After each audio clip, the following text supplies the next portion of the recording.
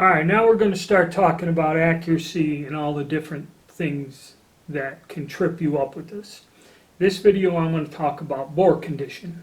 Alright, now I'm going to discuss bore condition, and before everyone starts about slugging a bore and all this other stuff, you have to remember I have 16,000 subscribers.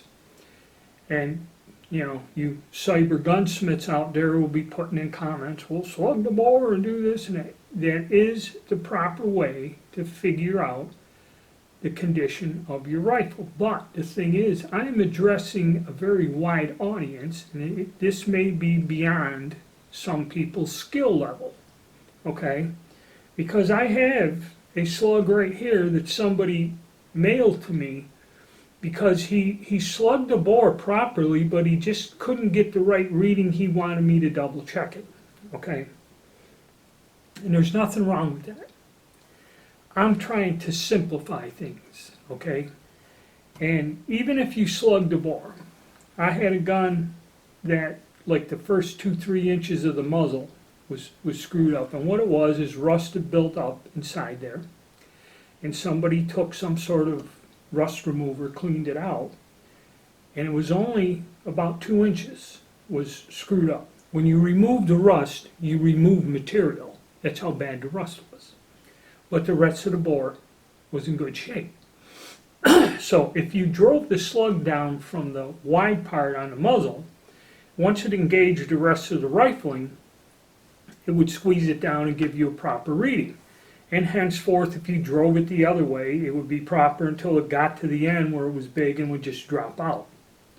Alright, so when you mic'd it up, it looked like the bore was good, but actually it was only the last 2 inches that was flinging the accuracy out, to where it was useless. So instead of going through the trouble of slugging the bore and all this other stuff, I'm going to cover sights in the next video. Then I'm going to tell you how to start to gauge what it is. But the reason I'm making this video is because right off the bat, if you got problems with your bore, no matter what you shoot in the gun, it's not going to be accurate. Okay, you could have a worn out bore. You could have a bore, like I said, that one was damaged by rust at the muzzle.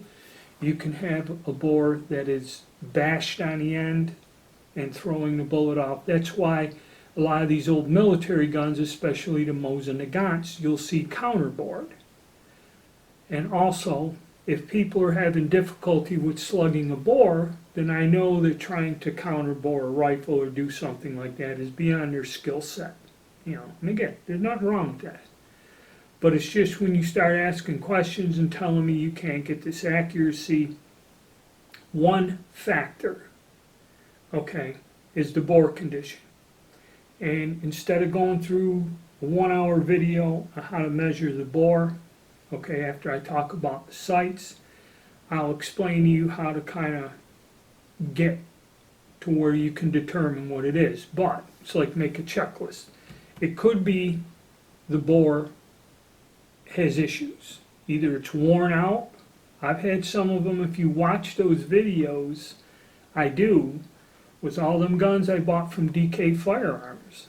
Okay, I bought 3 of these guns. This is one of them here, and I went and test fired them.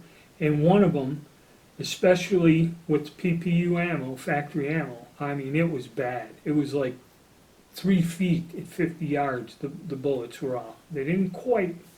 They might have started to keyhole and tumble, but